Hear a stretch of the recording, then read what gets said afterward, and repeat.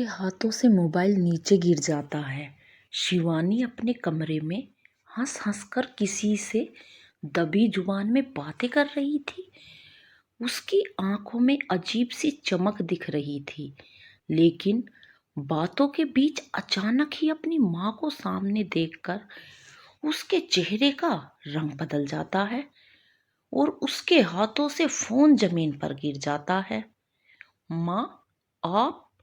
हाँ मैं। तुम किससे बात कर रही थी? माँ, मैं वो। देखो, झूठ बोलने की कोशिश मत करना।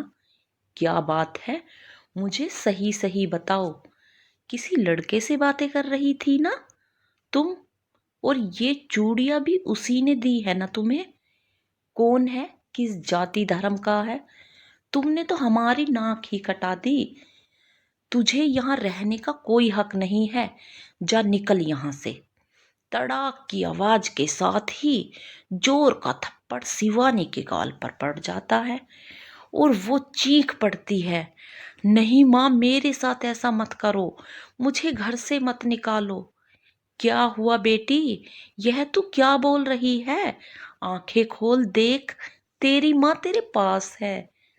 शिवानी जब आंखें खोलती है तब उसे एहसास होता है कि जो कुछ भी अभी उसने देखा वो तो उसकी कल्पनाएं थी, जो खुली आंखों से उसे सच्चाई का आभास करा रही थी। शिवानी के चेहरे पर अब भी पसीने की बूंद झिलमिला रही थी, लेकिन फिर माँ के स्पर्श से वो सामान्य हो जाती हैं। माँ उसे कुछ देर आराम करने को कहकर कमरे से निकल जाती है और शिवानी अतीत के उस गलियारे में दौड़ लगा देती है जब उसकी मुलाकात राहुल से हुई थी। कॉलेज का पहला दिन था। मन में खुशी, डर के मिले जुले एहसास के साथ शिवानी ने जैसे ही गेट के अंदर प्रवेश किया कि अचानक ही वह एक लड़के से टकरा गई। उफ़ो, क्या देखकर नहीं चल सकते? सारा बुक गिरा दिया। सॉरी, मैं अभी उठा देता हूँ। किसी के टकराने ते ही शिवानी के होठों से खुद पे खुद यह शब्द निकल जाते हैं, लेकिन जैसे ही उसकी नजर उस लड़के के चेहरे पर टकराती है तो उसके शब्द पर विराम लग जाता है। स्मार्ट पर्सनैलिटी का लड़का, जिसकी आंखों में शराफत की खुशबू बिखेरती दिख रही थी, वो घुटनों के बल बैठकर उसकी सारी बुक उसके हाथों में थमा देता है। माफ कीजिएगा, मैंने यह जानबूझकर नहीं किया।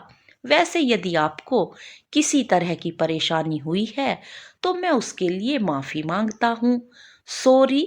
एक हल्की सी मुस्कान भर वो लड़का आगे बढ़ जाता है और शिवानी को अपने कहे शब्दों पर अफसोस होने लगता है कि क्यों उसने उसे ऐसे कड़े लफ्जों में कहा, जबकि गलती अकेले उसकी नहीं थी, गलती तो उसकी भी थी। खैर, जब वो अपने क्लासरूम में पहुंची तो टीचर सबको पढ़ा रही थी। शिवानी ने दरवाजे पर पहुंचकर धीरे से कहा, एक्सक्यूज मी मैम, क्या मैं अंदर आ सकती हूँ? उसे देर से पहुंचते देख टीचर उसकी ओर मुड़ी। कौन हो तुम? तुम्हें पता नहीं कि क्लास 9:10 से क्लास शुरू हो जाती है? देर क्यों हुई, कारण बताओ। मैम वो सॉरी मैम। टीचर की जोरदार और गंभीर आवाज से शिवानी घबरा जाती है। एक तो पहला दिन और उस पर भी गंभीर शख्सियत वाली मैम से सामना। कुछ शब्द चाहकर भी जुबान से नहीं निकाल पाई। टीचर कई बार उससे कारण पूछती हैं, लेकिन जब उन्हें कोई जवाब नहीं मिलता तो वो गुस्से से क्लास में नहीं घुसने का फरमान जारी कर देती है, जिससे शिवानी के चेहरे पर परेशानी के भाव झलक जाते हैं।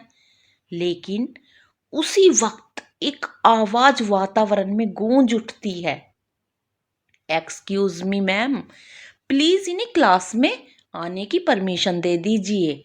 इन्होंने जानबूझकर देर नहीं की।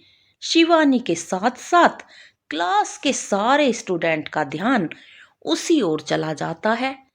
तभी मैम बोल पड़ती है, अरे राहुल तुम, पर तुम कैसे इस लड़की के देर की वजह जानते हो?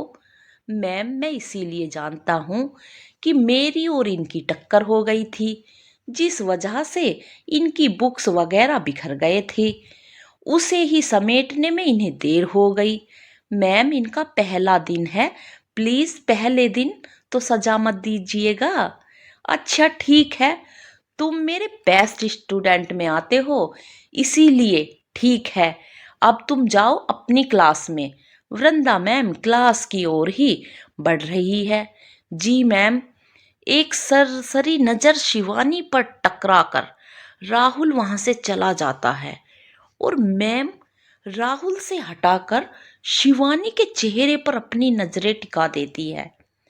कारण तो तुम भी बता सकती थी ना, फिर बताया क्यों नहीं? वैसे तुम्हारा क्या नाम है? मैं शिवानी। आज मेरा पहला दिन है। Shivani, nice name.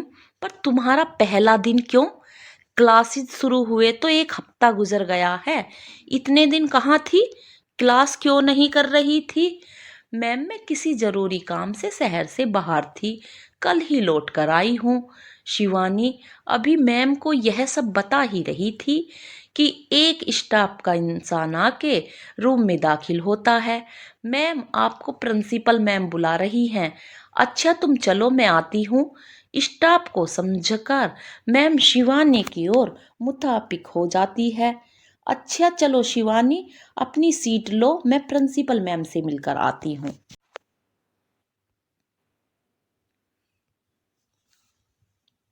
मैम के जाते ही शिवानी क्लासरूम में प्रवेश करती है, लेकिन अभी चंद कदम ही चली थी कि उसे ऐसा लगा जैसे कोई उसे निहार रहा है।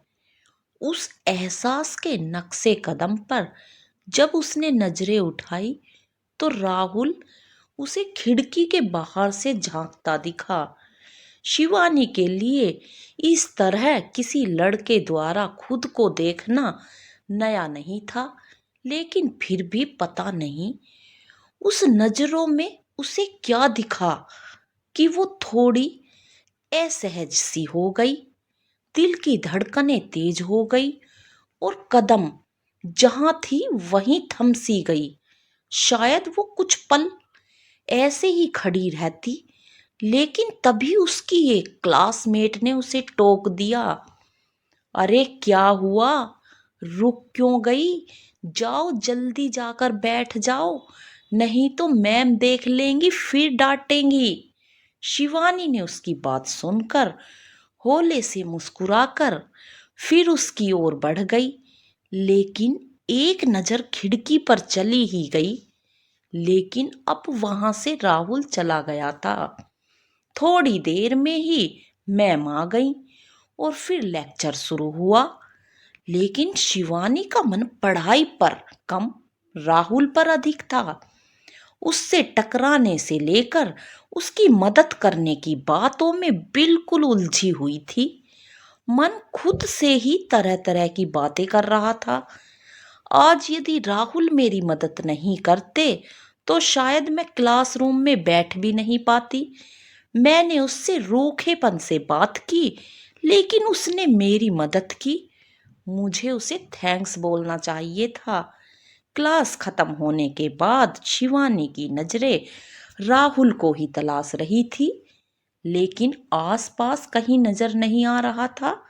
शायद घर चला गया होगा, यह सोचकर शिवानी घर जाने की राह पकड़ लेती है। लेकिन उसे घर तक पहुंचने के लिए ऑटो की जरूरत थी, लेकिन कोई नजर ही नहीं आ रहा था। थोड़ी देर इंतजार के बाद वो पैदल ही बढ़ गई, लेकिन अभी कुछ ही कदम आगे बढ़ी थी कि उसे लगा कोई उसे पुकार रहा है। पीछे मुड़कर देखती है तो राहुल अपनी बाइक पर बैठा उसके करीब आ रहा था। एक्सक्यूज मी, लगता है आपको कोई सवारी नहीं मिली। अगर आपको कोई तकलीफ नहीं हो तो मैं आपको छोड़ दूं। राहुल जी, पहले तो मैं आपसे माफी मांगना चाहती हूँ। मैंने आपके साथ अच्छा व्यवहार नहीं किया, लेकिन फिर भी आपने मेरी मदद की। इसके लिए आपका बहुत बहुत धन्यवाद और रूखेपन व्यवहार के लिए सॉरी। मिस शिवानी नाम है मेरा। ओहो, बहुत ही प्यारा नाम है वैसे। आपको सॉरी कहने की कोई ज़रूरत नहीं। गलती तो हम दोनों ने की थी। नहीं गलती तुम्हारी है और नहीं मेरी है। चलिए मान लेते हैं गलती दोनों की थी, पर क्या हम दोस्त बन सकते हैं? राहुल ने जब मुस्कुराते हुए हाथ आगे बढ़ाया तो शिवानी ने भी अनायास से ही हाथ बढ़ा दिया।